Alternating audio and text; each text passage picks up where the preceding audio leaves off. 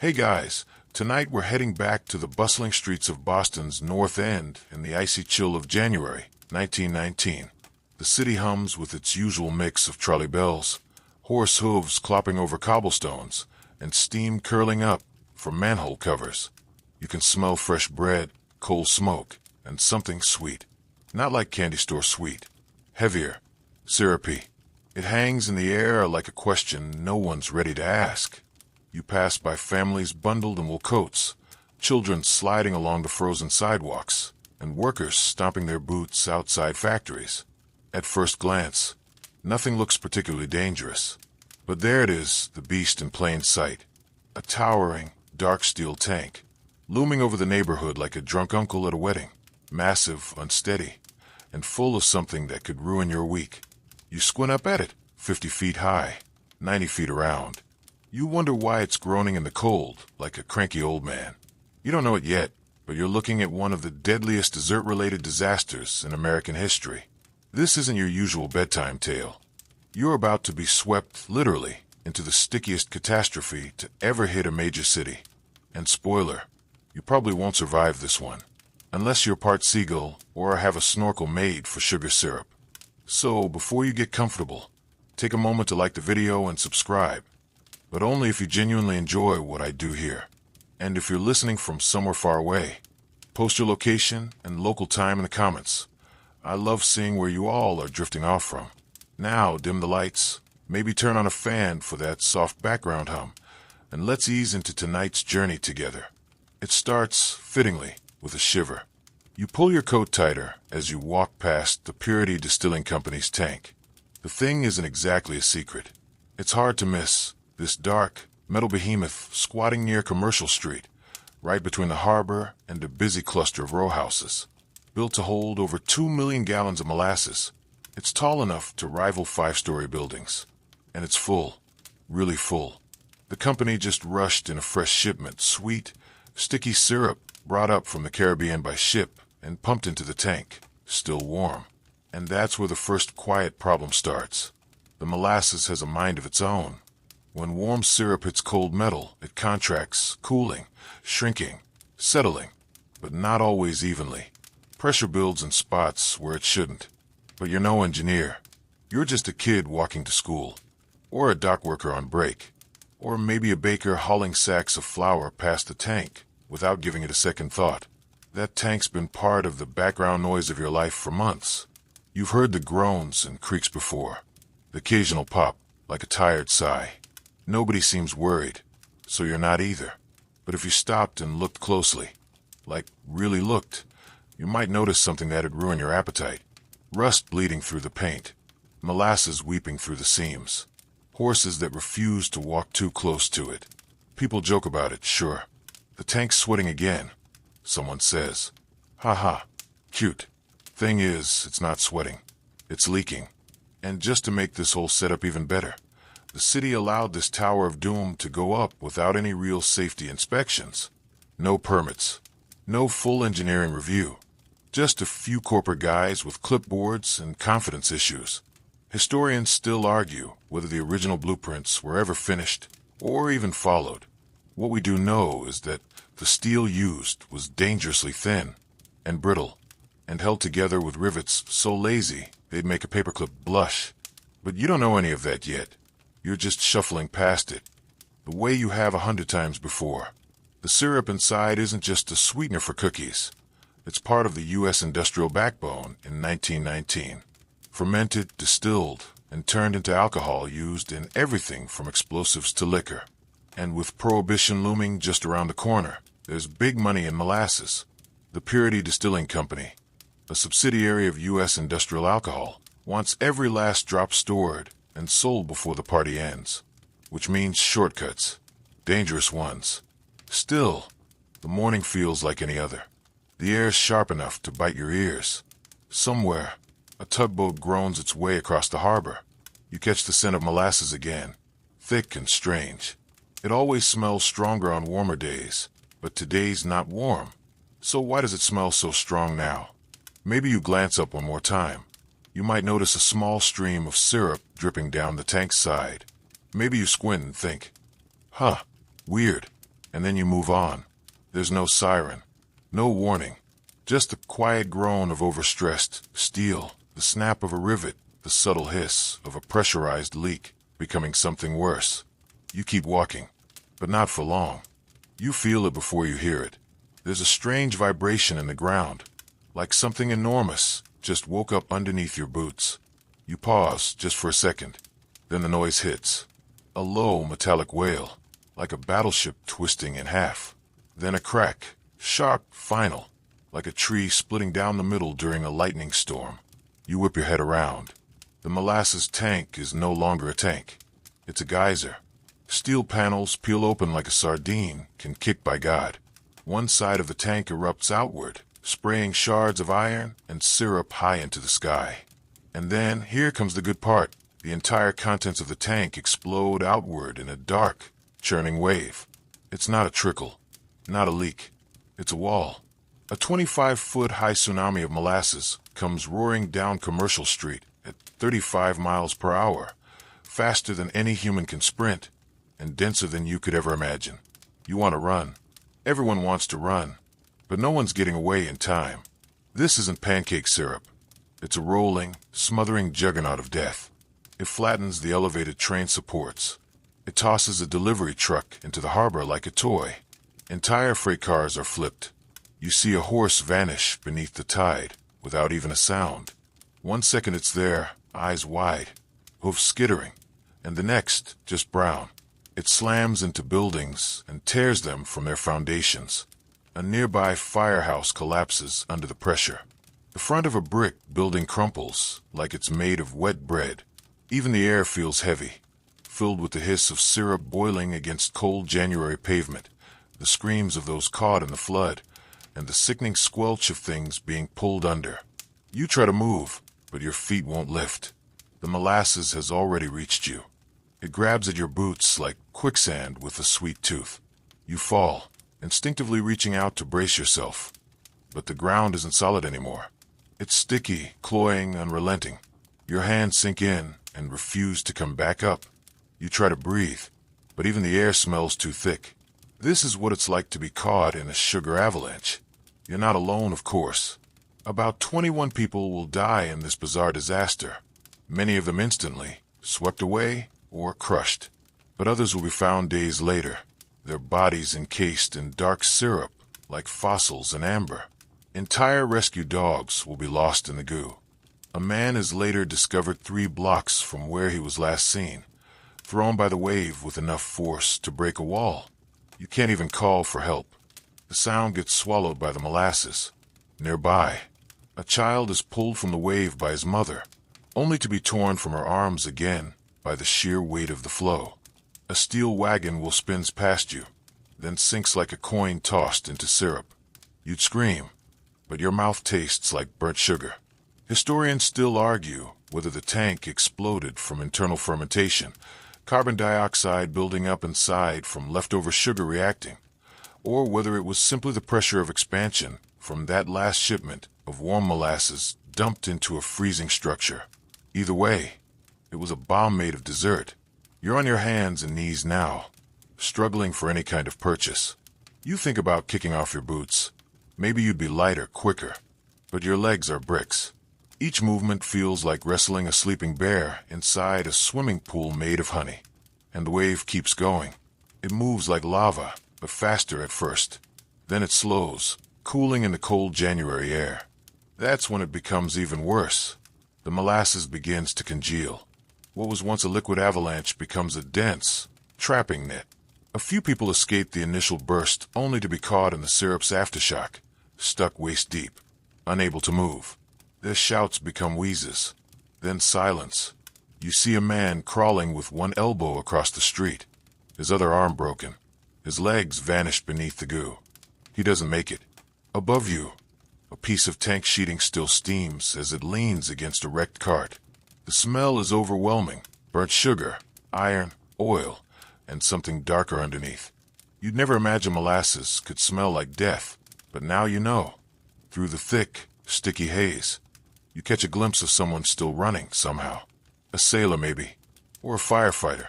His boots slap the pavement in a rhythm that says he just barely outran the wave. But he's the exception. Most people didn't stand a chance.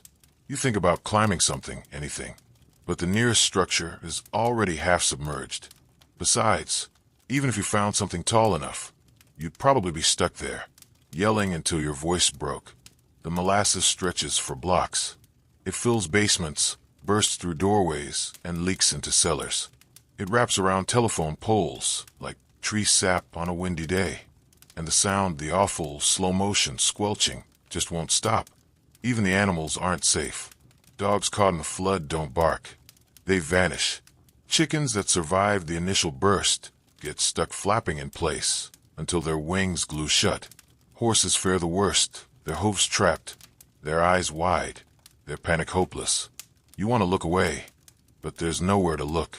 Just syrup and ruin. Some say the wave only lasted a few minutes. Others insist it was closer to 10. Time doesn't matter much when every second feels like it's drowning you in molasses. You lie back against something solid. Maybe a barrel, maybe a person. You don't want to check. The sky above is still blue, absurdly calm. Birds circle overhead, confused. Somewhere, a whistle is still blowing, late and useless. And just like that, it's over. The molasses slows to a crawl. The air stills. But your world is forever changed. You'd think the danger ends when the wave stops moving, but no. That's the trick molasses plays on you. It's not finished just because it's still. Now begins the slow, smothering fight for breath, for freedom, for understanding. And it starts with a very simple question you've never really asked before. What even is molasses? You already know the taste, sure. That dark, bittersweet flavor in your grandmother's gingerbread cookies, or the rich smear in Boston baked beans. But that's the cozy version, the kitchen version, the real stuff, the industrial, unrefined kind they store in tanks the size of buildings, is something entirely different. It's heavier. It's hotter when shipped. It ferments. It bubbles. And in large enough quantities. It can act like an uncorked volcano. If you're careless enough to bottle it wrong, you squint through the haze. The smell is so much worse now. Sickly sweet, cloying, almost medicinal. Like someone tried to make cough syrup into a weapon. And honestly, they sort of did. See, molasses isn't just for cookies and cornbread in 1919. No, it's big business. It's the golden goose of industrial alcohol. Imported mostly from the Caribbean and Latin America. It's shipped into Boston Harbor in big, belching boats and pumped, still warm, into holding tanks like the one that just exploded. The syrup is then fermented and distilled into ethanol, used in everything from explosives to cleaning supplies. And of course liquor. They're the reason it smells like a bar floor mixed with dynamite and Sunday brunch. Molasses is made during the refining of sugarcane or sugar beets. It's what's left after you boil the sap again and again. First to get the white sugar crystals, then to extract what's left. The more you cook it, the darker and thicker it gets. And that third boil, that's the blackstrap. That's the heavy-duty stuff they pump into tanks, distill, and profit from. It's also the version that just tried to kill you. You shift in the sticky mess, limbs still half stuck, heart pounding slower now, but not by much. You feel like a gingerbread man sunk halfway into frosting. One pant leg is practically laminated, but you're alive. Somehow, you start to see other survivors crawling, dragging themselves from alleys, from second-floor windows, from rooftops they climbed just in time. The molasses, even cooled, is still a threat. Your lungs ache from breathing air that's more syrup than oxygen. You're aware now that you're basically wearing a candy shell. People are gasping, choking, covered head to toe in sugar like tragic holiday ornaments. And it's not just humans caught in this molasses mess. Birds can't take off. Their wings stick together mid-flap. Cats hide, unrecognizable under brown tar. Rats, well, okay, no one mourns the rats. But even they didn't deserve this. There's a reason Boston called this stuff black gold. But tonight it's just black. And cursed. Historians still argue whether enough people understood how volatile molasses could be. Sure, the company knew molasses could ferment and build pressure. They knew about leaks, creaks, and bursts. But the general public? Most folks just saw it as something sticky, a minor inconvenience, not a force of nature, which makes this all the more haunting. You spot a child, you think it's a child, wading in from the far side of the street. The poor kid looks like they fell in a pot of varnish, hair matted, eyes wide. You nod at each other like fellow veterans. There's not much else to do. And then you notice something odd. Molasses doesn't just sit, it seeps. As you watch, it keeps oozing into basements, down stairwells, around pipes. It doesn't care about property lines. It slips under doors like a burglar in slow motion. And worse, it's warm on the inside, still like a living thing. You swear it's moving even now, just more quietly. And then there's the rumor. The molasses tank. It had burst before. Not fully, not like today, but enough to spill hundreds of gallons. And the company, they just painted it brown to hide the leaks. You heard that right. They painted it brown so no one would notice molasses bleeding through the cracks. You blink dazed as this little fun fact drips into your syrup-addled brain. That's not just corner cutting. That's molasses-grade negligence. It's almost funny, in the same way tripping into a manhole is funny once, and never again. And all of it leads to this moment. You, stuck in a molasses-slicked street, wondering if your socks will ever come off your feet again without scissors. This wasn't just an accident. It was baked in from the start. And as the syrup thickens in the gutters and the sun begins to drop behind broken chimneys, you realize the worst part. You can't tell where the disaster ends and the city begins. Because right now, the whole neighborhood feels like one big, sugar-glazed graveyard. Word count, 1,089. Your hands are numb, not from cold, but from effort. You've been pulling yourself, others, boots, barrels, against this absurdly sticky tide for what feels like hours. Your clothes are stiff, your shoes have been swallowed, and your eyebrows are crusted in sugar. You'd give anything for a towel, or a match to burn it all down and start over. But as you slump against the half-collapsed remains of a cart, you're not thinking about towels. You're thinking about why. Why did this happen? Why was that steel tank allowed to explode in the middle of a busy Boston neighborhood? And who thought any of this was a good idea? Time to peek behind the curtain.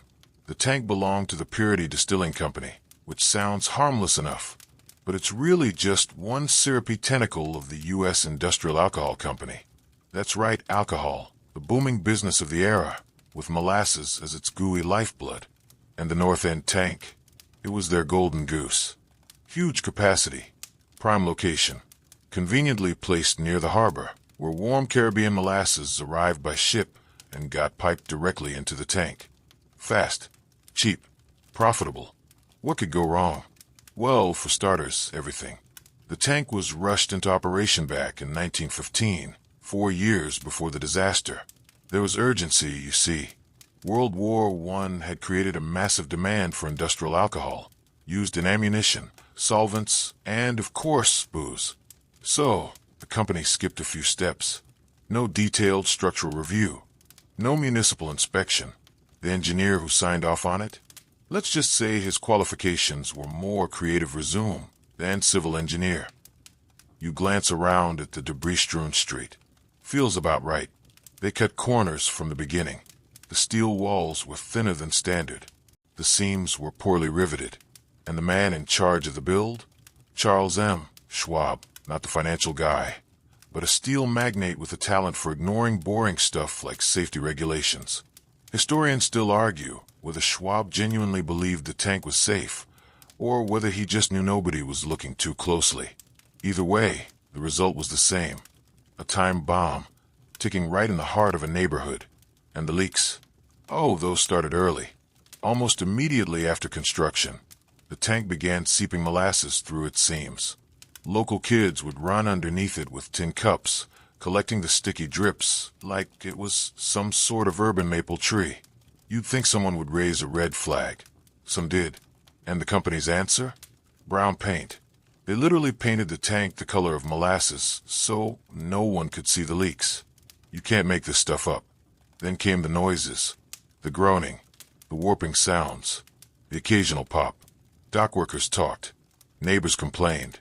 One employee allegedly told supervisor the tank was groaning like a dying animal. His concerns were brushed aside. Too expensive to fix. Too much money at stake. And besides, it hadn't failed yet, right? Classic logic.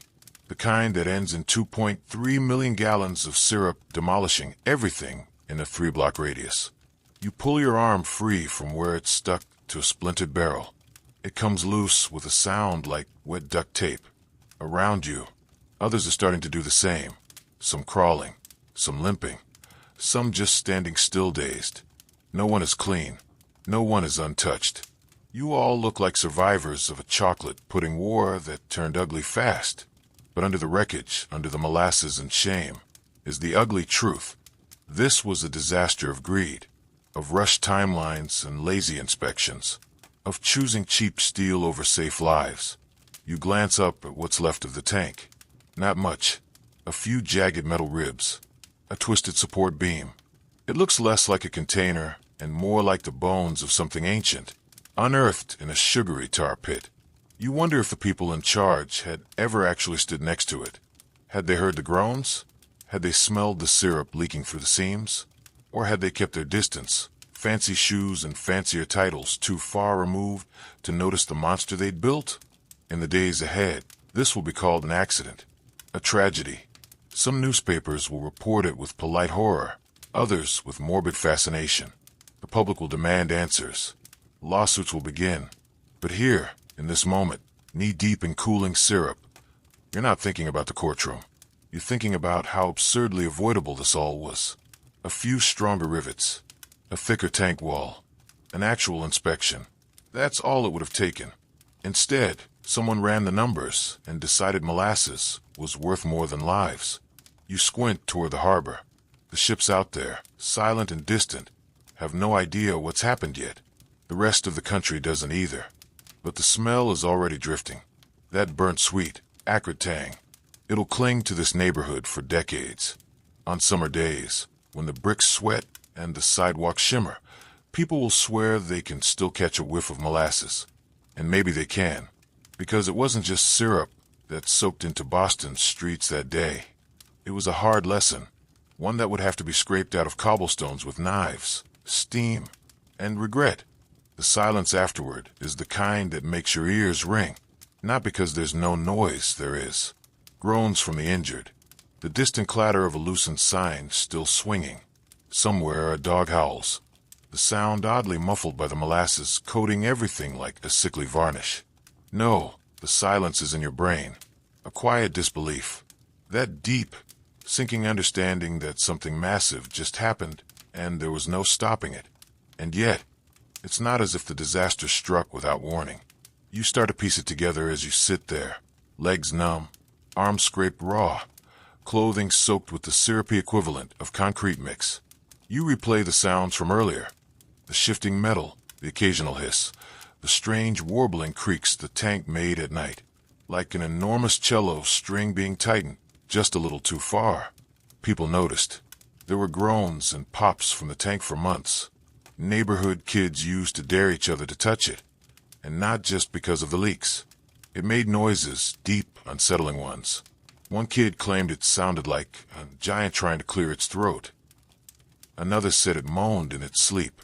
It even had regular leaks, dark molasses trickling down its sides like tears on a rusting face. You probably saw them yourself. The company said it was normal, said it was just settling, said the tank was safe. You remember someone, maybe your uncle, maybe that guy who runs the bakery, mentioning how horses refused to walk past it. They'd freeze, ears pinned back, hooves planted like anchors. You'd laugh it off then. Silly animals, just being skittish. But maybe they knew. Maybe they sensed it. Sometimes instinct knows before brains do. One night a few weeks ago, a dock worker heard a metallic snap that made him drop his flask. He told his boss. The boss shrugged and muttered something about cold weather. Always the cold weather. You can't blame people for not panicking. Not entirely. Tanks don't usually explode. But it wasn't just the public that noticed. Company workers reported the leaks. They mentioned the shifting. They said the molasses inside would bubble like it was alive. One man refused to walk too close to the base without knocking first, like the thing was some kind of syrup-filled beast that might wake up angry. And well, turns out he wasn't wrong. Historians still argue whether the company truly understood how dangerous the situation had become in those final days. Some say they were naively confident. Others insist they absolutely knew and chose to ignore the signs. Either way, one thing is certain. The Molasses tank was sick, and it had been sick for a long time. Maybe the final straw was the temperature swing. That week, Boston had a wild heat spike, nearly 40 degrees in less than 24 hours. The molasses inside, already fermenting, expanded rapidly. The pressure rose. And then, well, you already know how that story ends. You think about that pressure now. The trapped gases, the bubbling syrup, the sound the tank must have made right before it let go, like a breath held too long. In the chaos, you barely noticed the police showing up. The first responders are here now. Firefighters, local cops, sailors from the nearby Navy Yard. They don't have a disaster plan for this. No one does. There's no Molasses tsunami protocol tucked in a desk drawer somewhere. So they improvise. One of them is staring at the tank's remains like it just insulted his mother. Another is waist-deep in syrup, trying to pull a cart horse free with 3 other men. The horse isn't struggling anymore. That's not a good sign. A fireman slides on a sugar-slick board, trying to get to someone calling faintly from beneath a collapsed porch. The voice sounds like it's underwater. Maybe it is. A boy, barefoot, sticky from head to toe, is handed off to a nurse with trembling hands. His face is crusted, but his eyes are open, shocked but alive. You get the sense that everyone here feels the same impossible mix of emotions. Horror, disbelief, and guilt, because this didn't come out of nowhere. It rumbled first. It whispered. It leaked. You think again of that horse, the one that refused to walk past the tank. Maybe that horse had more sense than a lot of us. Maybe it knew what we didn't want to admit. When something groans and leaks and moans for months, you shouldn't wait to see what happens next. You should run, or fix it, or listen. But people didn't. Not the right ones. And now the neighborhood is drowned. Some of the survivors joke, weakly, about the absurdity of it all. Death by desert, one man says. Another mutters, "We got baked," before coughing out a mouthful of sugar. There's nothing funny about it, really. But humor is the last defense when nothing else makes sense. You shift again, trying to peel your jacket from your chest. The sound it makes is like ripping taffy. Your limbs are beginning to move more freely now. But everything itches. The syrup has crept into your sleeves, your socks, your scalp. You may never feel truly dry again. The sun is low now. It glints off broken glass, twisted rails, and puddles of syrup that shimmer like oil slicks. A group of firefighters is already planning how to begin searching the wreckage. You hear the word missing. It lands like a stone in your gut. People are missing. Some are still under there. And suddenly, the groans and leaks and strange behavior don't seem like silly warnings. They seem like cries for help we chose not to hear. There's no siren, no wailing alarm or panic broadcast. Just that deep, meaty boom that still echoes in your bones. The blast wasn't like an explosion in the movies. It didn't come with fire or shrapnel. Just a sickening pressure wave and the sound of steel rupturing, loud enough to rattle windows across the harbor and make people miles away pause mid-sentence and mutter, "What was that?" But you already know what it was. You felt it before you heard it. And then you saw it. The tank erupting outward like it had been punched from within by a vengeful giant. And now, hours later, the destruction stretches in every direction. There are no neat outlines. No single impact zone. The molasses wave didn't just burst and stop. It traveled street by street, building by building, shoving aside lives and structures alike. And you're walking through it now. Kind of. It's more of a slog. Every step is a chore. Your boots make wet. Farting sounds with every lift. Your coat weighs triple what it used to. You look like you fell into a fondue fountain and then rolled down a dirt hill. And yet, this is the quiet part. The wave has passed. The streets are sticky but still. Firefighters and volunteers wade through it like swamp explorers. Horses lie bloated and glazed like giant macabre pastries. Bits of what used to be porches, staircases, even entire carts, are embedded in syrup against cracked buildings. It doesn't look like a disaster. It looks like the aftermath of a food fight hosted by a wrathful god. You step past a fire hydrant knocked clean off its base. A man nearby stares at it blankly. "That wave was taller than me," he murmurs. "It took my dog." And then you see it, the path of the blast. Not just downward from the tank, but outward. The molasses wave curved like a liquid avalanche, following the slope of the land, moving faster than anyone had any right to expect. It was physics, but cruel. Sweden hydrodynamics. Historians still argue over just how fast it moved. Eyewitnesses swore it flew down the street at 35 miles per hour, faster than a city trolley. Some scientists say molasses couldn't move that fast. But tell that to the bodies it flung like dolls. Tell that to the steel beams it bent. Tell that to the man who ended up on a rooftop 1 block away, clinging to a chimney and screaming that he'd been lifted like a feather. 35 miles per hour. 2.5 million gallons of syrup. Do the math, and it's not a wave. It's a freight train made of pudding, and no one saw it coming. You step over what was once a pushcart. Now it's a wooden pancake, splinters sticking out at odd angles. You can't tell what it carried. Probably bread, or maybe tools. It doesn't matter now. A fireman nearby shouts something. You turn, but he's not talking to you. He's talking to 3 others. All of them gathered around a spot where the syrup seems deeper, darker. They've found someone. Maybe alive. Probably not. You don't look too closely. Farther up the hill, the elevated train track still stands, but barely. The steel support girders are dented, shifted, misaligned. When the molasses wave hit them, it nearly pushed the whole thing over. And here's the terrifying thing. A train had just passed seconds earlier. If the wave had hit a moment sooner, the elevated train would have derailed, adding dozens more to the casualty list. A second's difference. That's all it would have taken to make this even worse. You wander closer to the firehouse. What's left of it? It was located directly across the street from the tank. When the wave hit, the first floor was crushed, walls crumbling, windows popping out like champagne corks. One of the firemen inside, George Lay, was instantly killed when the building collapsed. Another, trapped under debris and rising molasses, was rescued hours later by digging volunteers, using hands and shovels. The scene is quiet now, eerily so. The firehouse leans awkwardly. One of the ladders, still mounted to the wall, now points straight into the ground, useless and syrup slick. And as you stare, it hits you again. This wasn't just a flood. It was hot. The molasses had been warm when it was pumped into the tank, still fresh from the shipping vessel. That warmth, trapped in the tank, carried through the wave. People didn't just get knocked down. They got scalded. Steam rose off the wave as it hit the frigid January air. Some survivors were burned. Their skin blistered as they flailed through syrup hotter than bath water. But then the molasses cooled. And that's when it got deadlier. Cool molasses thickens. It hardens. Fast.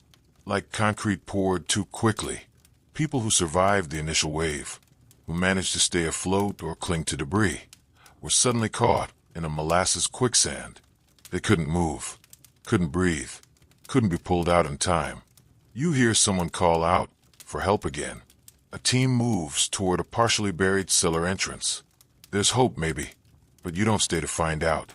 You glance down at your hands. They're shaking, probably cold, probably something else, too. Boston has seen fires. It's seen snowstorms, riots, even naval bombardment. But this is something different. This was sweet brown, slow-moving horror, and the scars it leaves won't heal anytime soon. You look up. The sun is sitting behind the jagged tank skeleton. The light catches on the syrup-streaked walls and makes them glow. For a moment, it's almost beautiful, but only for a moment. You don't remember how you got inside the building. Maybe someone helped you. Maybe you stumbled through the syrup like a fly and spilled soda and found a door that wasn't glued shut. But now you're here, somewhere dim, maybe a bakery or storage room, and your legs are stuck to the floorboards.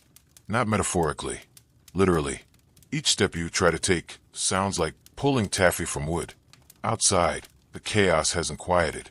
You can still hear the squelch of boots, the shouted instructions of rescuers trying to coordinate something, anything, in streets that now resemble dessert trays after a food fight. The windows are all blown out. The door hangs on one hinge. And everything, smells like scorched sugar and rust. And it's not just the smell. It's the feel. The air itself is heavy, sticky. You inhale, and it's like breathing through molasses fog. Your nostrils sting. Your mouth tastes like a burnt caramel candy that overstayed its welcome. You wipe your face again, but it's pointless. The syrup is everywhere. You hear a voice outside yell, "We've got another one." But you don't move toward it. Your legs are too tired. Your heart's too slow. You're not sure if you're sitting or slumping or just frozen in place. Either way, you're part of the scenery now. A strange detail catches your eye. A set of brass scales, knocked off a shelf and now stuck halfway into the wall. You wonder if they used to weigh flour, or coins, or perhaps, on some dark metaphorical level, human lives. Molasses isn't water. It doesn't recede. It lingers. The thicker parts stay rooted to where they fell. Basement stairs have become syrup slides. Wooden beams are bending under the added weight of sugar-soaked ceilings. One woman will later describe her home as being candy-coated inside and out. She did not say it like it was a good thing. You managed to free one foot with a slurp so exaggerated it would be funny in any other context.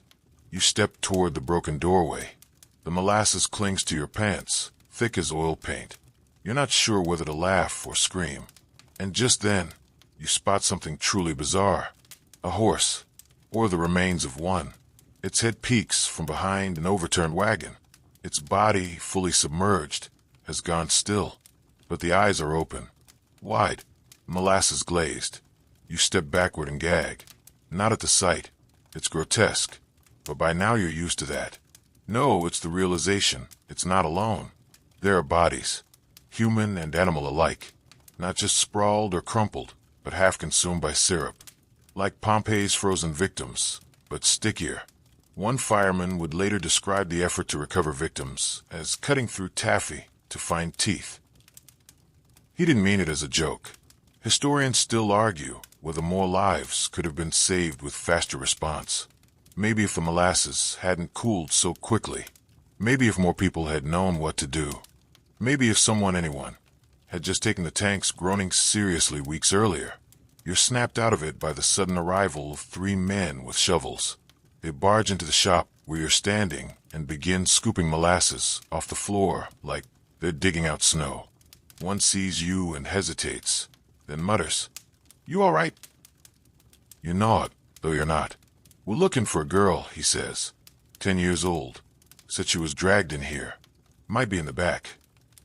You motion vaguely, but there's no back anymore. Just a collapsed doorway, half covered in sugar and splinters. One of the men grits his teeth and presses on. You stagger outside. The street looks worse than before. Not because more molasses has come. Thankfully, the wave ended hours ago. But because the reality of it is setting in. Every building wears the same glazed brown armor. Every step leaves a footprint, then fills it in again. Boots are sticking.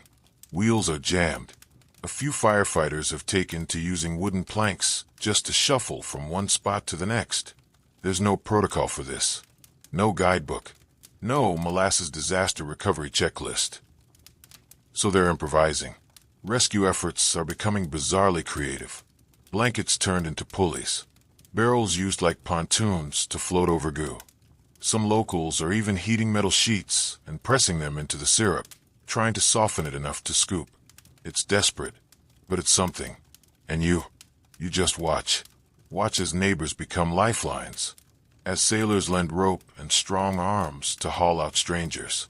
As bakers, grocers, and mechanics turn into emergency workers without being asked. Everyone is coated, exhausted, and overwhelmed, but no one's leaving. There's one last surreal moment before the darkness settles in. You spot a man carrying a chicken. Not a dead one. A live one. The poor bird is coated from beak to claw in molasses, flapping feebly as if trying to rise out of pudding.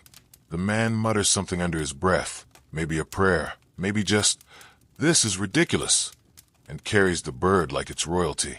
You realize this isn't going away soon. Molasses has a way of getting into everything. Every crack in the brickwork, every seam in your clothes, every pocket in your memory. And tonight, sleep will come slow. Because when you close your eyes, you'll still see that wave, still hear that boom, still feel the syrup dragging you backward, trying to turn you into a ghost made of sugar. Your fingers are numb from cold and syrup. The January air cuts through your wet clothes, but you barely notice anymore. Everything is molasses, and everything hurts. The only warmth you feel is from the people, those shoveling beside you, those calling out names, and those who dive, again and again, into the muck without hesitation. This isn't a rescue scene. It's a war zone made of sugar. You watch as a man in a dark blue coat, probably a sailor from the nearby USS Nantucket, drops to his knees and starts scooping molasses with his bare hands. You hear someone say he's already pulled out 2 kids. He doesn't look like he plans to stop. His sleeves are rolled to the elbow, his eyes fixed on some invisible point beneath the sludge. He moves with the determination of someone chasing something sacred. You want to help him, but you've already slipped twice and smashed your knee on a lamppost that used to be upright. Your leg aches, and your shoes are long gone, claimed by molasses like tiny leather offerings. And still they dig. This part of Boston, the North End, was already densely packed with immigrants, families, workers, Italian and Irish, Polish and Portuguese. Most lived within blocks of the tank. And now, the same families are out here, shoulder to shoulder with strangers and sailors and cops, all trying to undo what the tank did in seconds.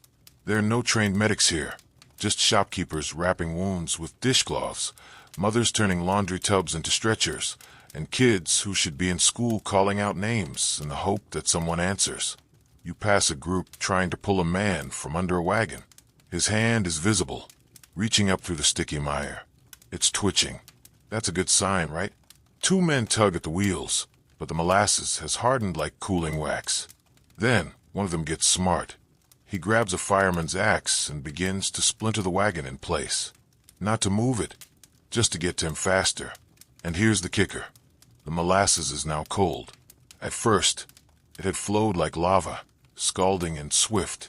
But now, after hours in the January air, it's stiffening, hardening, becoming more like glue than syrup. A sticky amber tomb. Historians still argue whether the rescue would have gone smoother in a different season. If this had happened in August, would the molasses have stayed soft long enough to save more lives? Would it have flowed further but killed fewer? There's no right answer. Only what-ifs that drip through time like the last drops in a rusted spigot. A horse, half buried and shrieking, is pulled free by a group of firemen with ropes. It doesn't make it far before collapsing. Another dies when it simply falls over and cannot be lifted. Some say more horses died than humans.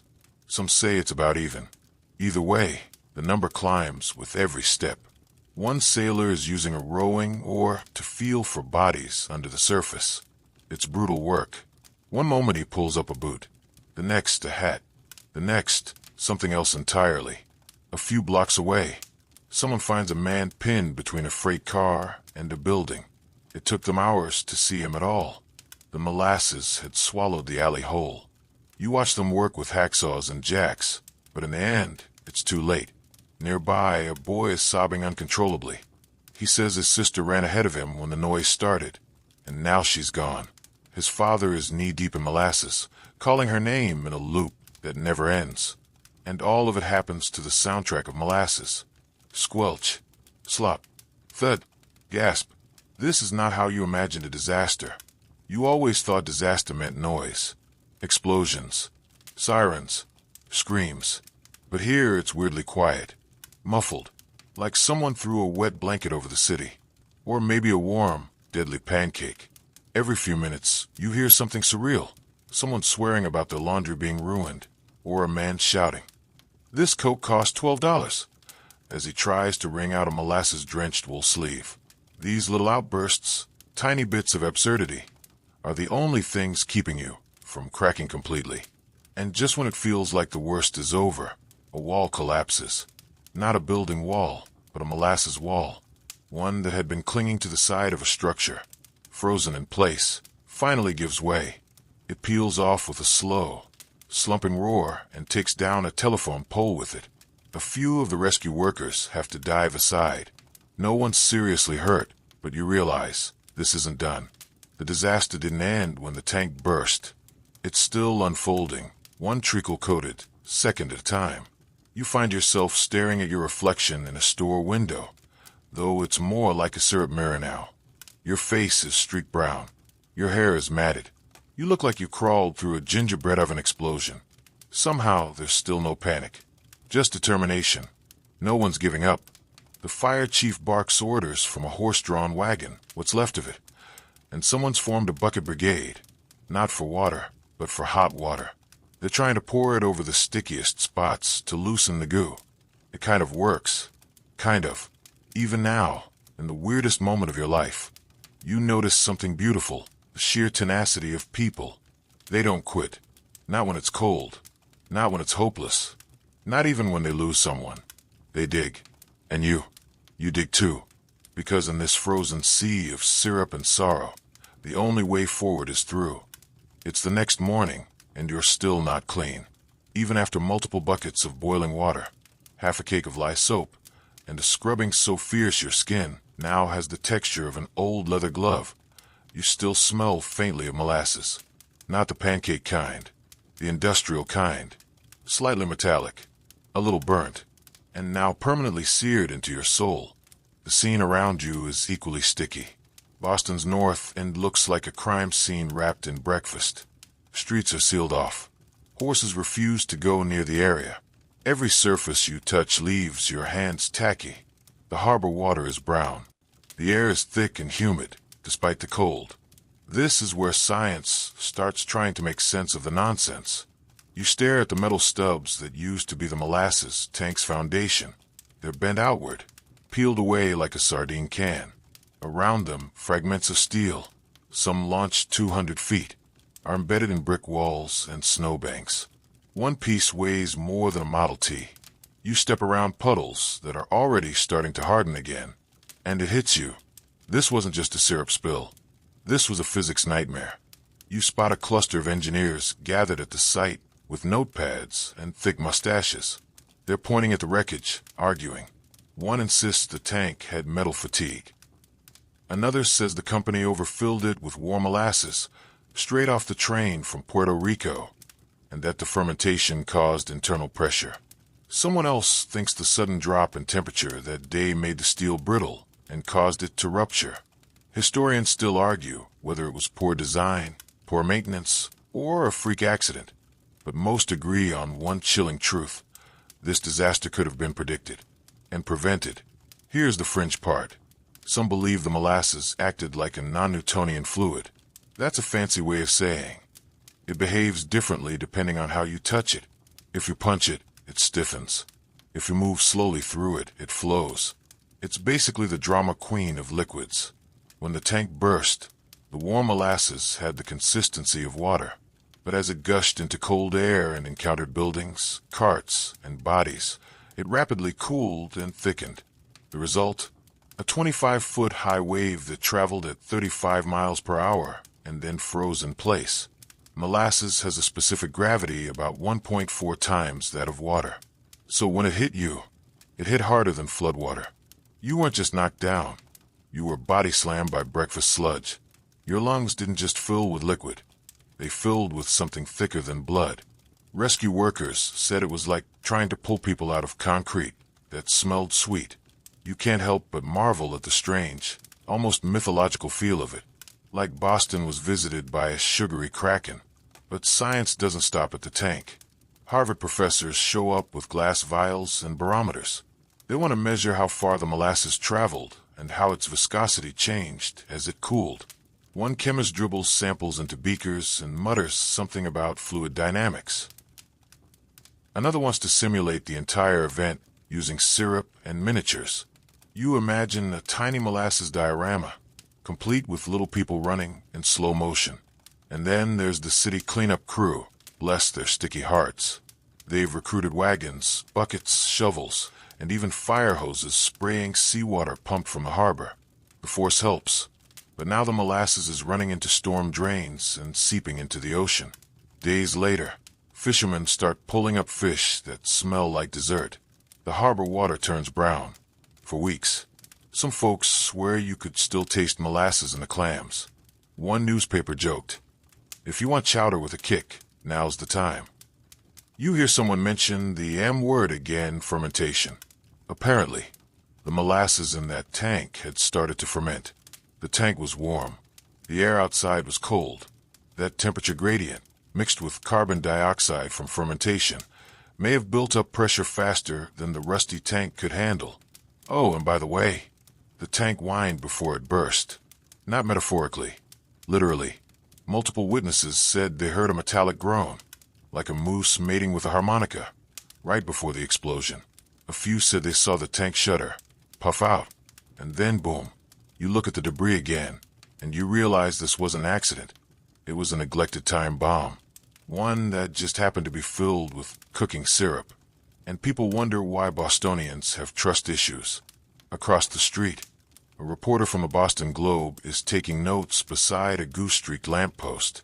You overhear him ask, "Do you think this will be in the papers tomorrow?"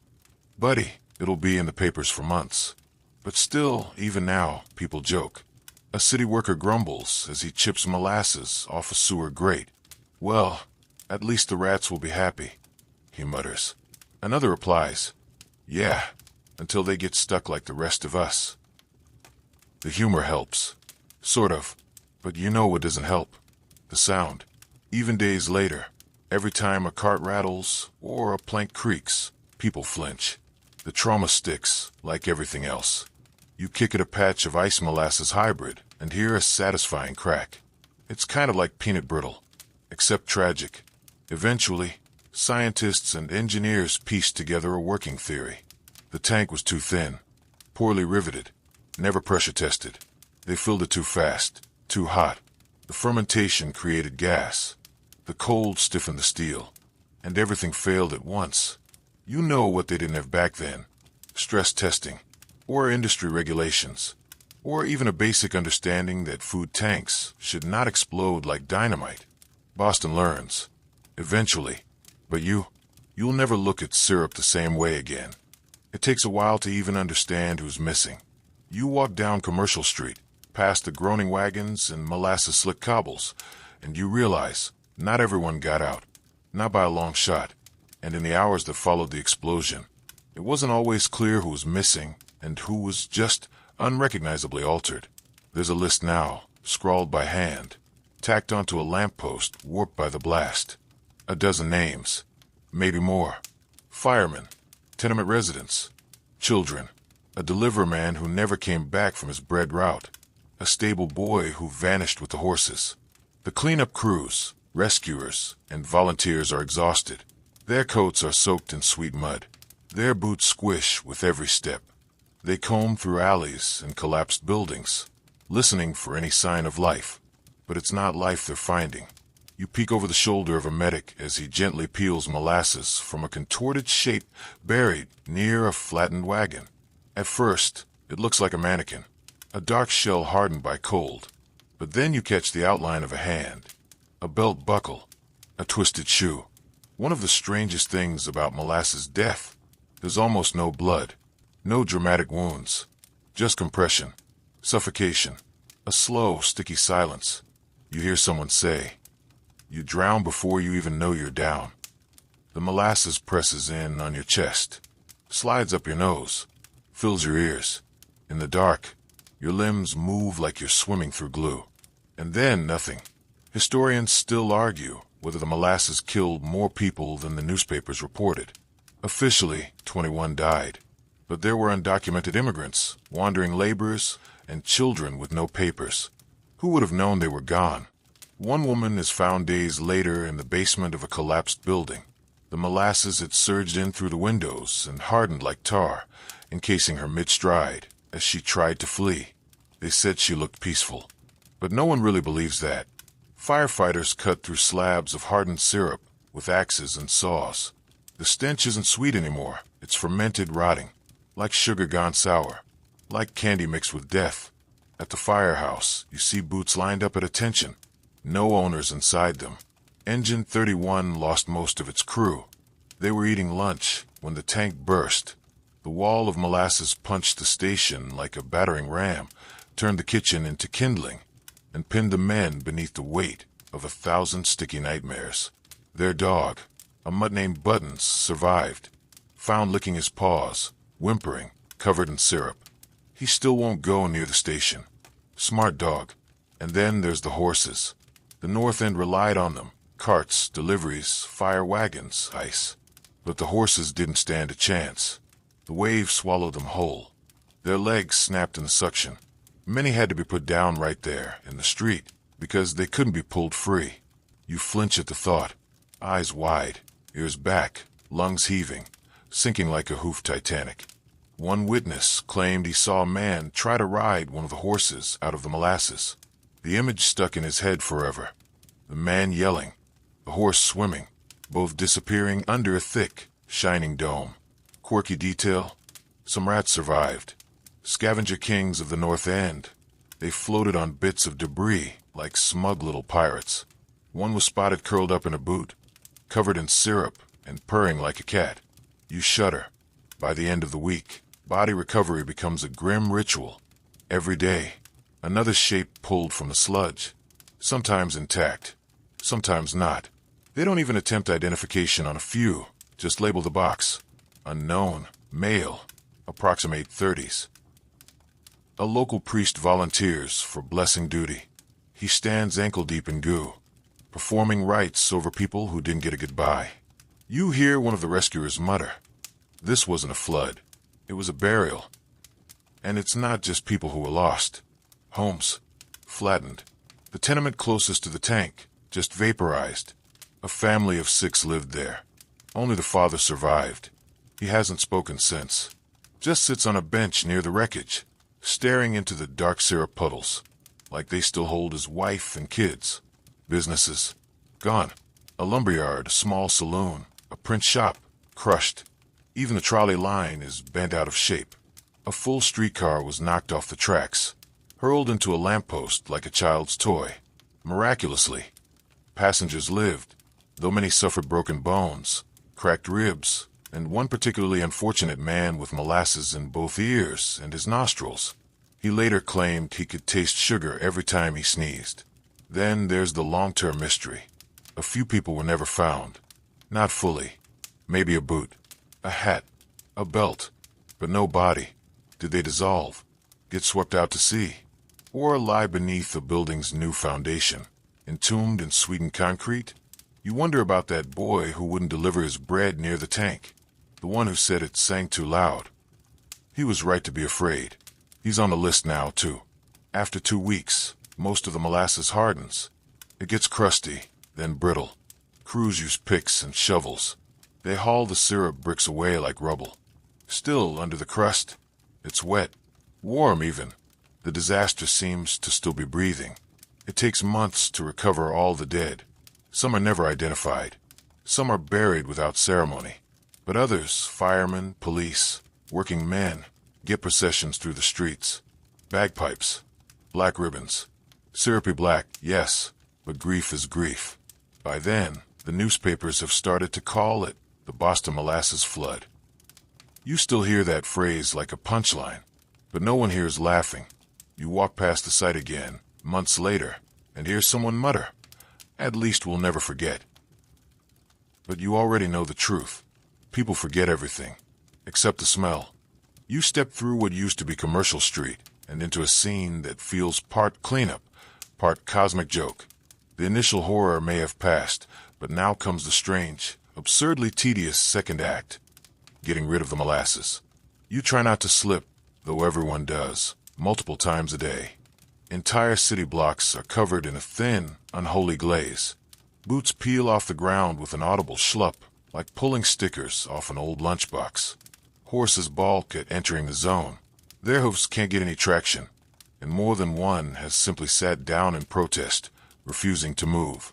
The North End has become a citywide punchline, but not in the fun way. "How's the Molasses situation?" Someone from Back Bay asks with a grin, sipping their coffee. You don't bother answering.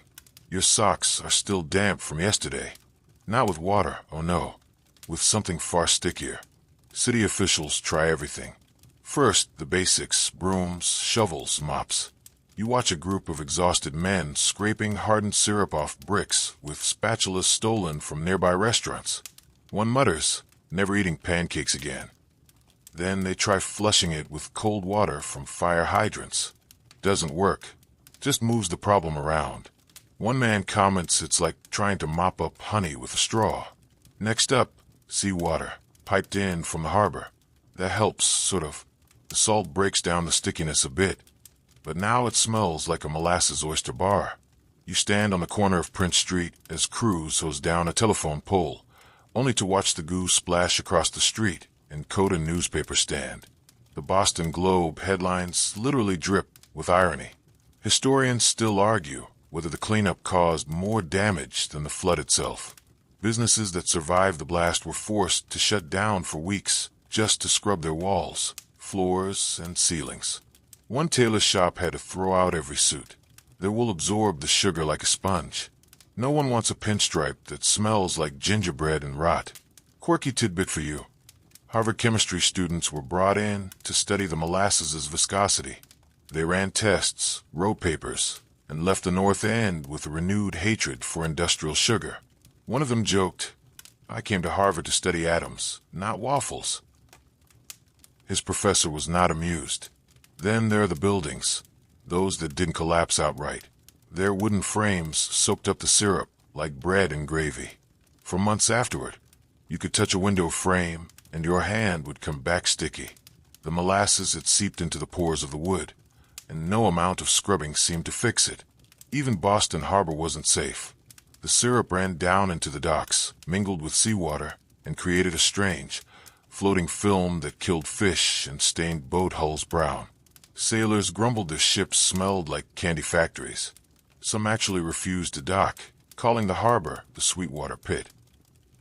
One theory, still debated, is that the harbor stayed brown for 6 full months. Another says it never really returned to normal until the tides shifted in spring.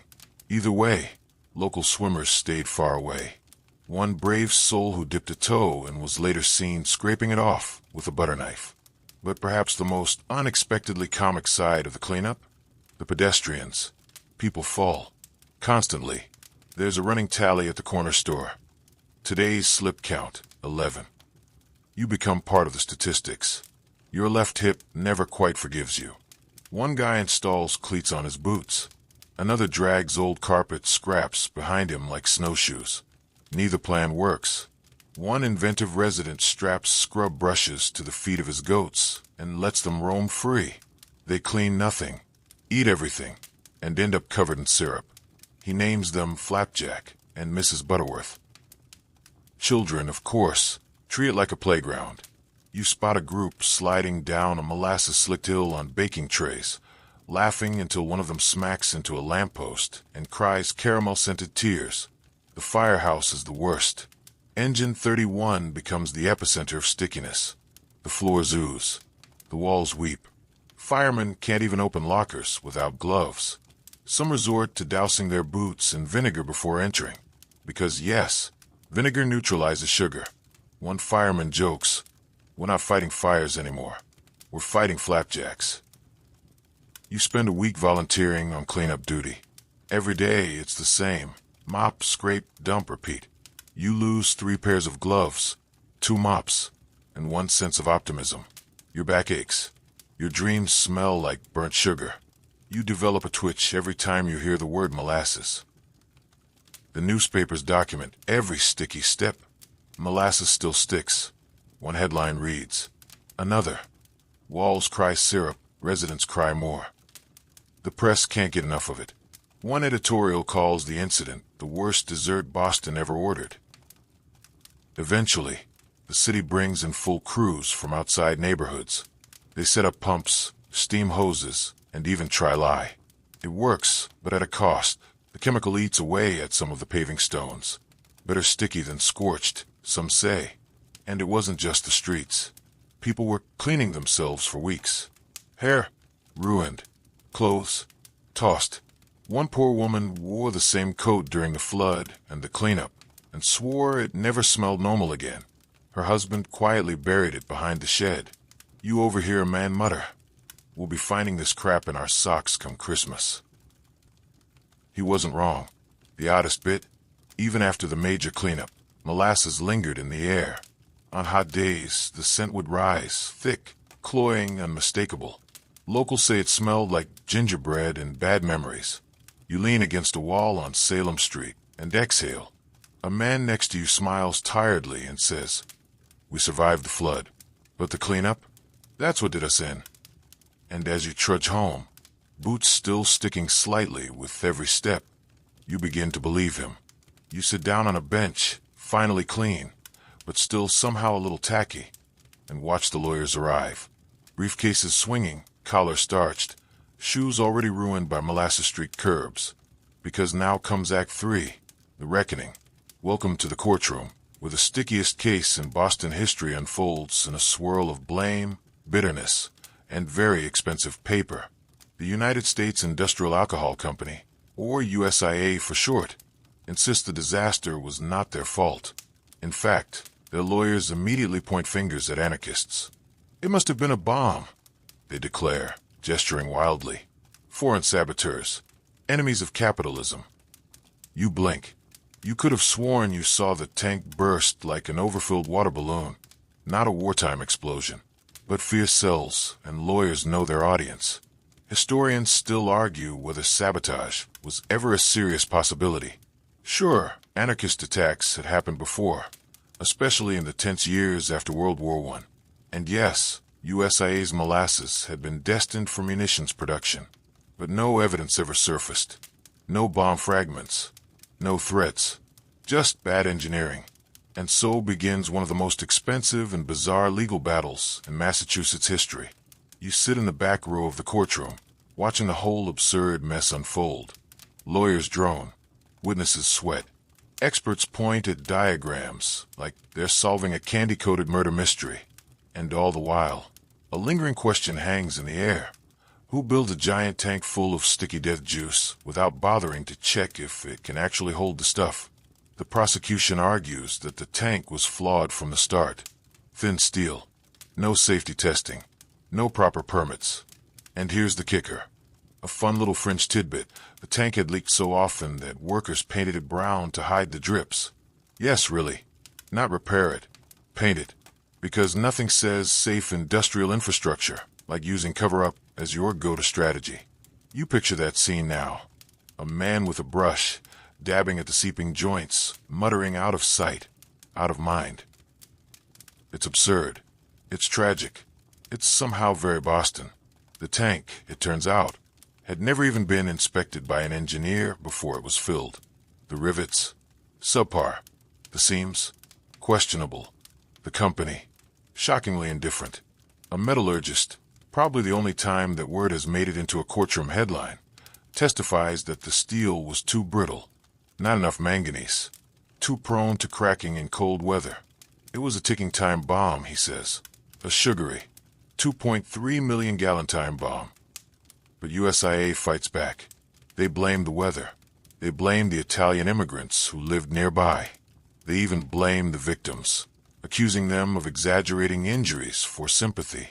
Molasses can't kill people, one lawyer says with a straight face, while a woman in the second row quietly sobs into a handkerchief. Her uncle had drowned. Slowly, in syrup. The trial drags on. Days turn to weeks. Weeks into months. The court appoints a special auditor, a man named Hugh W. Ogden, to sort through the conflicting stories. He's a war veteran. He's meticulous. And he takes over a year to reach his conclusions. Meanwhile, the public starts choosing sides. Editorial cartoons depict molasses tanks looming like monsters over little brick row houses. Local papers publish letters from residents demanding justice and payment. One headline reads, "And no compensation for sticky shame." You imagine being a North End resident during this time, already traumatized, still mopping, still smelling syrup every time you step outside, and now being told it might be your own fault? It's insult added to injury, then rolled in sugar and baked at 350 degrees until rage caramelizes. Eventually, Ogden delivers his report. His conclusion? The tank was at fault. The company had cut corners. The entire disaster was preventable. Boom. Gavel. Judgment. USIA is ordered to pay over $600,000 in damages, about $10 million today. It's one of the first successful class action lawsuits in U.S. history. Residents receive compensation, though not always equally. Some get money for lost family members, others for damaged property. A few even claim payment for molasses-soaked furniture. Historians still debate whether this payout truly counted as justice. After all, no one from USAA goes to jail. No one loses their job, and the company simply folds the settlement into its budget, like a mild inconvenience, another line item between payroll and molasses tank refills. But something does change. The trial sets a legal precedent for corporate liability. From this moment on, Boston, and much of the country, tightens its building codes. Inspections become mandatory. Engineering reports are required. You can't just plop a giant metal drum full of volatile goo into a residential neighborhood without at least checking the welds. It's cold comfort to those who suffered, but it's something. Progress, born out of syrup. There's a small, strange moment during the final days of the trial. A juror, exhausted, overwhelmed, and likely starving, turns to the reporter beside him and asks, "Do you think it's too soon to eat gingerbread again?" You laugh. You don't mean to, but you do.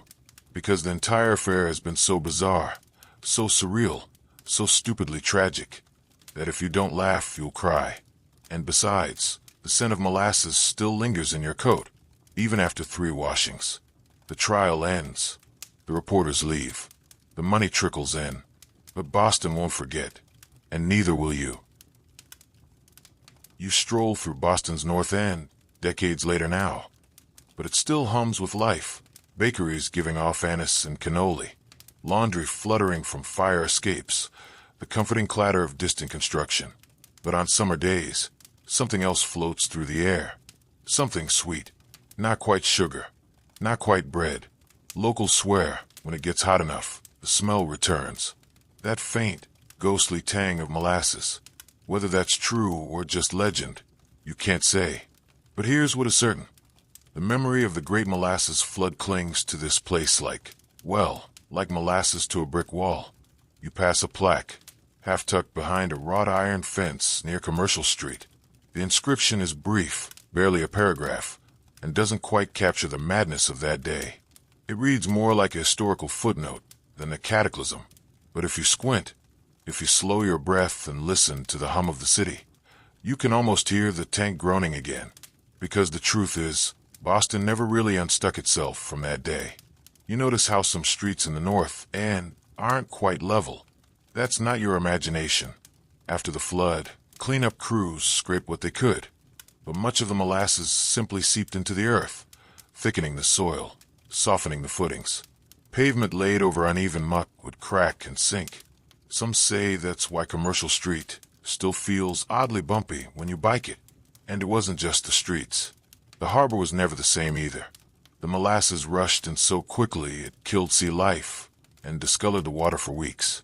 Local fishermen reported catching molasses-coated fish months after. Even today, some divers say they occasionally find odd pockets of goo trapped in sealed crevices under the wharf. Urban myth? Maybe. But you wouldn't want to test it. A fringe theory that still floats around North End bars? That the molasses flood wasn't the only tank accident. That there was a second spill, covered up by embarrassed officials. No photos, no lawsuits. Just a very rushed concrete pour over a mysterious foundation near Battery Wharf. Historians scoff, of course, but your cab driver last night swore his uncle found dark syrup under a paving stone in the 80s. It smelled like rum cake, he added solemnly. But back in the real world, the legacy of the molasses flood is a cautionary tale, taught in engineering programs, legal textbooks, and disaster prevention seminars. It's become an example of what happens when ambition outpaces responsibility. You peer up at the modern skyline and imagine the tank superimposed on it, 5 stories high, bulging with 2.3 million gallons of fermenting syrup. The city may have changed, but that haunting silhouette still casts a long shadow. And still the jokes persist. The Boston Globe occasionally runs headlines like Red Sox in sticky situation or Molasses speed traffic on 93. Every few years, someone bakes a commemorative molasses cookie shaped like a wave. And yes, there's even an annual walking tour called the Great Molasses Stroll, where you can sip syrupy cocktails and learn about slow disasters. There's something very human about it. This way we fold tragedy into story, then into satire. It's how we digest the past, especially when it's covered in sugar. But when you speak to longtime residents, their tone shifts. One woman, born decades after the flood, still refers to it as the day the air turned brown. She remembers her grandmother's stories of screaming horses, of neighbors pulling toddlers from molasses puddles, of the sweet stink that lingered in their hair for months. It wasn't just an accident. It was a trauma, one that shaped the neighborhood for generations. You glance down again at the sidewalk.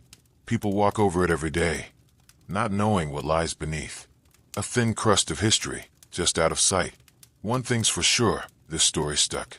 Maybe not in the pages of your high school textbook, but in Bostonian memory, in infrastructure law, in the weird corners of engineering Twitter, and in the quiet summer air when the breeze changes just so. It stuck because it was absurd, because it was tragic, because it was completely, catastrophically preventable, and maybe in its own slow, viscous way, it changed the country. A little regulation here, a little skepticism there, because sometimes all it takes is one steel drum of syrup to remind people shortcuts come with consequences. You keep walking. The bakery smells return. Someone's playing jazz on a stoop. But for just a second, you swear the air feels heavier, warmer, stickier, and you wonder, if you'd been standing here in 1919, would you have heard the rivets pop? You're back at street level, watching as the city bustles like nothing ever happened. But deep down, you know this isn't just a tale of a weird industrial accident. It's about what happens when we put trust in things that haven't earned it. The Great Molasses Flood was more than just a moment of destruction. It became a turning point in how the United States thought about corporate responsibility, building safety, and the lives of ordinary people caught in the crossfire of careless ambition. Back in 1919, the U.S. Industrial Alcohol Company, USIA, wasn't some shady back-alley outfit. It was a major supplier. It helped make munitions. It had friends in high places. And it assumed, quite confidently, that no one would question a towering tank of hot, pressurized goo wedged between a tenement and the harbor. That assumption didn't hold. In the years following the flood, a massive class action lawsuit unfolded, one of the first of its kind in U.S. history. It wasn't just one family or one company suing another. It was a collective legal reckoning. Survivors, property owners, even the city of Boston joined forces to demand answers and damages. For 3 full years, testimony poured in. Engineers, steel experts, eyewitnesses, janitors who said they'd been told to paint the tank brown to hide leaks. Historians still argue whether USAA ever really believed the tank was safe, or whether it simply gambled on silence. And you know what? The victims won. That in itself was almost unheard of. The USIA was ordered to pay out over $600,000 in damages, a staggering sum at the time, equivalent to over $9 million today. More importantly, the flood set a precedent that corporations could no longer hide behind plausible deniability or vague engineering. For the first time, U.S. courts treated scientific expertise as critical evidence. Engineers and metallurgists weren't just decorative, they were decision makers. People started to understand that safety didn't happen by accident. It had to be built, tested, and respected.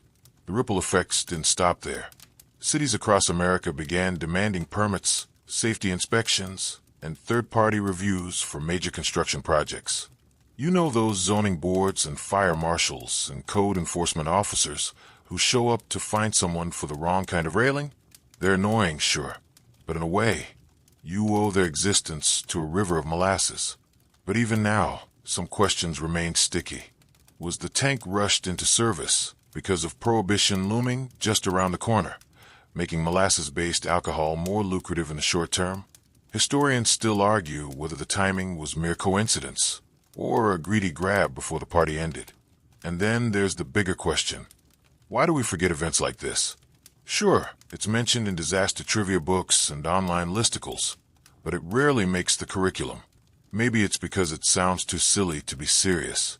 People were drowned by molasses makes for a quirky headline, but doesn't exactly scream civic cautionary tale. But it is one, maybe one of the most important of the 20th century.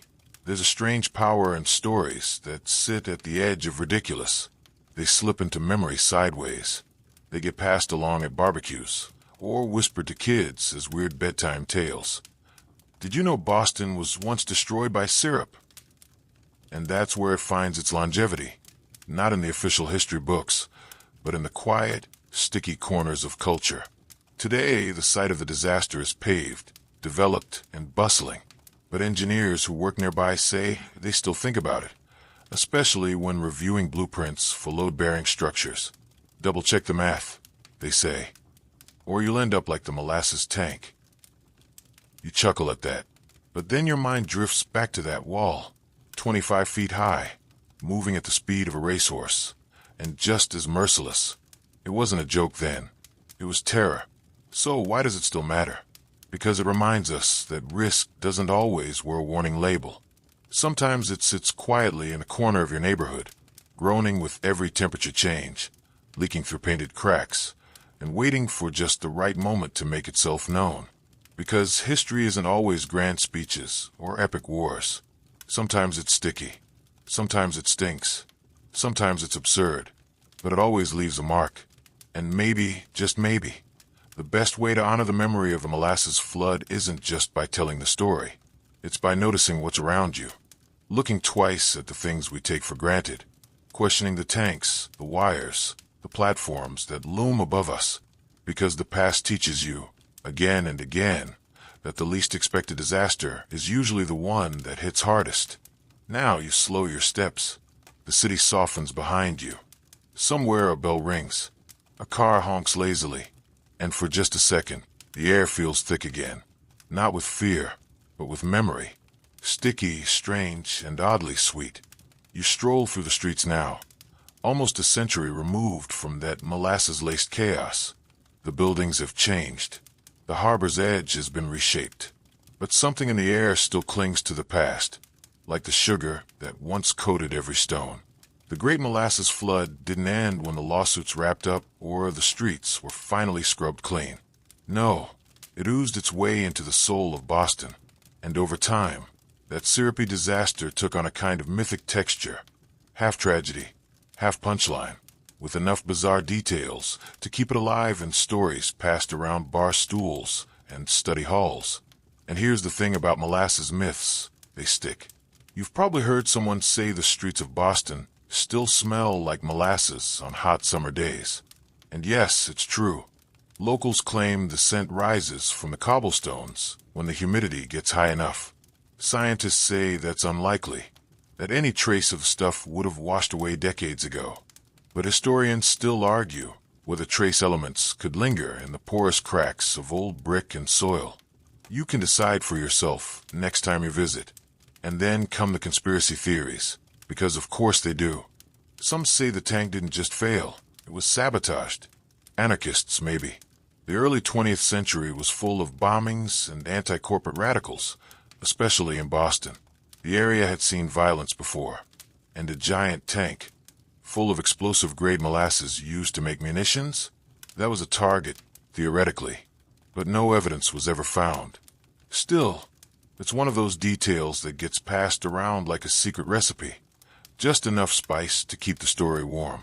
Others say the company knew the tank was a disaster waiting to happen, that they gambled on insurance and prayed the paperwork would hold. Remember, this was a time when regulations were more like suggestions, and inspections could be bought with a handshake. The flood became a cautionary tale in engineering schools. Professors still reference it to teach about fluid dynamics, structural failure, and the danger of ignoring early warning signs. It even shows up in physics textbooks now, as a case study in how non-Newtonian fluids behave under pressure. But beyond the textbooks, beyond the ruins and rumors, something else remains: the folklore. You pass a plaque near Commercial Street. It marks the site of the disaster, though tourists rarely stop for long. No giant monument, no haunting sculpture of a wave frozen in syrup. Just words carefully carved. Boston Molasses disaster, January 15th, 1919. That's it. And yet you feel it. The weight of all those stories. The ones told by firefighters who dug through molasses for hours. The children who lost fathers. The horses that slipped and vanished into the sludge. The boots never recovered. The rooms that could never quite be cleaned. There's something uniquely human about the way the city has absorbed this tale, not by building a shrine, but by letting it seep into the identity of the place. Like how some cities have ghost legends or a lost pirate treasure. Boston, it's got molasses. It's funny, right? That this one moment so absurd, so awful, has stayed with us all this time. And maybe that's the magic of bedtime history. It's not just about facts. It's about texture. About slipping into someone else's shoes, even if those shoes are squelching through syrup. About remembering that even the strangest stories are still ours. You glance back one last time. The harbor glints. The wind stirs. And for just a moment, you could swear there's a faint, burnt sugar scent on the breeze. Maybe it's your imagination. Maybe it's Boston remembering. And now, as the last sticky echoes of the molasses flood settle into the quiet corners of your mind, let yourself sink a little deeper beneath the surface. The city grows still. The syrup has dried. The air cools and calms. There's no roar, no rushing wave, just the soft creak of distant docks and the occasional gull crying above the harbor. Even that fades now, slow and easy, like molasses pouring from a spoon. You've walked the cobbled streets.